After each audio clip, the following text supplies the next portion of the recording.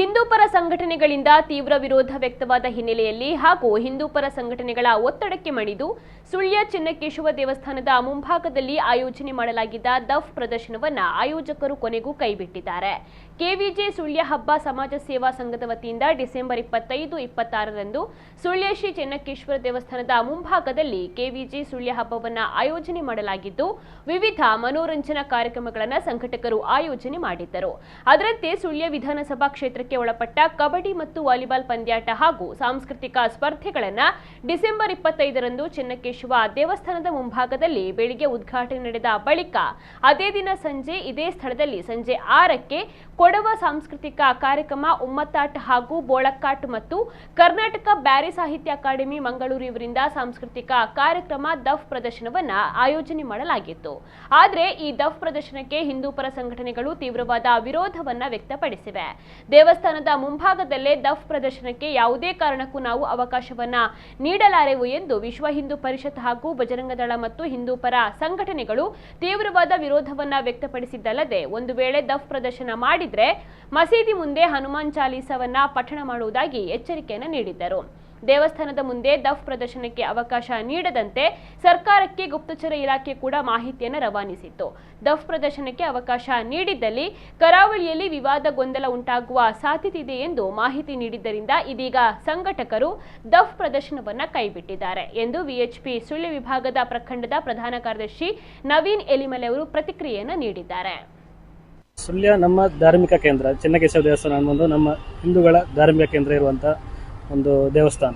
ಅಲ್ಲಿ ಅನ್ಯ ಧರ್ಮೀಯರ ಒಂದು ದಫ್ ಕಾರ್ಯಕ್ರಮ ಅನ್ನುವಂಥದ್ದನ್ನು ಮಾಡ್ತಾರೆ ಅಂತ ಹೇಳುವ ಒಂದು ಕಾರಣಕ್ಕೆ ಹಿಂದೂಗಳ ಧಾರ್ಮಿಕ ನಂಬಿಕೆಗೆ ಅದೊಂದು ಸ್ವಲ್ಪ ಧಕ್ಕೆ ಉಂಟು ಮಾಡುವಂಥ ಒಂದು ಕಾರ್ಯಕ್ರಮ. ಆದ ಕಾರಣದಿಂದ ಆ ಕಾರ್ಯಕ್ರಮಕ್ಕೆ ನಮ್ಮ ವಿಶ್ವ ಹಿಂದೂ ಪರಿಷತ್ ಬಜರಂಗದಳ ಕಡೆಯಿಂದ ಮತ್ತು ಎಲ್ಲ ಹಿಂದೂ ಸಂಘಟನೆಗಳಿಂದ ವಿರೋಧವನ್ನು ವ್ಯಕ್ತಪಡಿಸ್ತಾ ಇದ್ದೇವೆ. ಅನಂತರ ವಿರೋಧ ವ್ಯಕ್ತಪಡಿಸಿ ನಾವು ಕೂಡ ಮನವಿಯನ್ನು ಕೊಟ್ಟಿದ್ದೆವು ಸುಳ್ಯ ತಹಶೀಲ್ದಾರರಿಗೆ, ಅದೇ ರೀತಿ ಚೆನ್ನಕೇಶವ ದೇವಸ್ಥಾನಕ್ಕೆ ಮತ್ತು ಸುಳ್ಯ ಪೊಲೀಸ್ ಠಾಣೆಗೆ ಕೂಡ ಮನವಿಯನ್ನು ಸಲ್ಲಿಸಿಕೊಂಡಿದ್ದೆವು.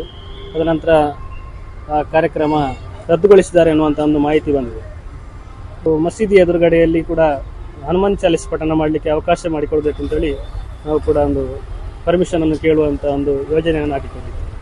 ಈಗ ವಿವಿಧತೆಯಲ್ಲಿ ಏಕತೆ ಇರತಕ್ಕಂಥ ಒಂದು ದೇಶ ಸುಳ್ಯ ಕೂಡ. ಪೂಜ್ಯ ಕುರಿಂಜಿ ವೆಂಕಟರಮಣ ಗೌಡರು ಎಲ್ಲ ಜಾತಿ ಧರ್ಮ ಪಕ್ಷ ಭೇದ ಬಿಟ್ಟು ಎಲ್ಲರಿಗೂ ಒಬ್ಬ ಮಾದರಿ ವ್ಯಕ್ತಿ ಗುಡಿಂಜಿಯವರ 60ನೇ ಹುಟ್ಟುಹಬ್ಬ 75ನೇ ಹುಟ್ಟುಹಬ್ಬದಲ್ಲೆಲ್ಲ ಅವರನ್ನು ನಾವು ಬಹಳ ಸಂತೋಷದಿಂದ ದಪ್ಪಲ್ಲಿ ಮತ್ತಿತರ ಎಲ್ಲ ಕಾರ್ಯಕ್ರಮಗಳಲ್ಲಿ ಅವ್ರನ್ನ ಆಹ್ವಾನಿಸಿ ಅವರು ಬಂದು ನಮಗೆಲ್ಲೊಬ್ಬರು ಮಾರ್ಗದರ್ಶಕರು.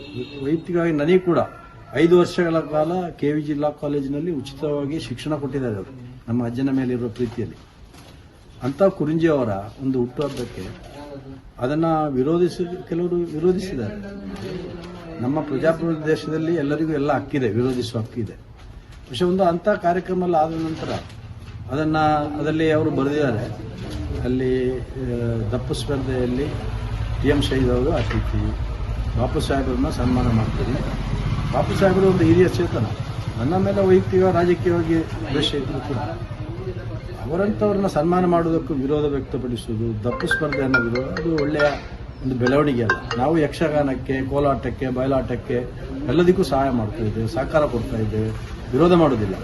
ಅವರವರಿಗೆ ಇಷ್ಟ ಇದ್ದನ್ನು ನೋಡ್ಬೋದು. ಇದು ದೇವಸ್ಥಾನದ ಒಳಗೆ ಆಗುವಂಥ ಕಾರ್ಯಕ್ರಮವೂ ಅಲ್ಲ. പക്ഷെ ಅದನ್ನು ಬೇರೆ ಕಡೆ ಮಾಡುವುದು ಬಿಡುವುದು ಅದೆಲ್ಲ ಅದರ ಸಂಘಟಕರಿಗೆ ಬಿಟ್ಟಂಥ ವಿಚಾರ.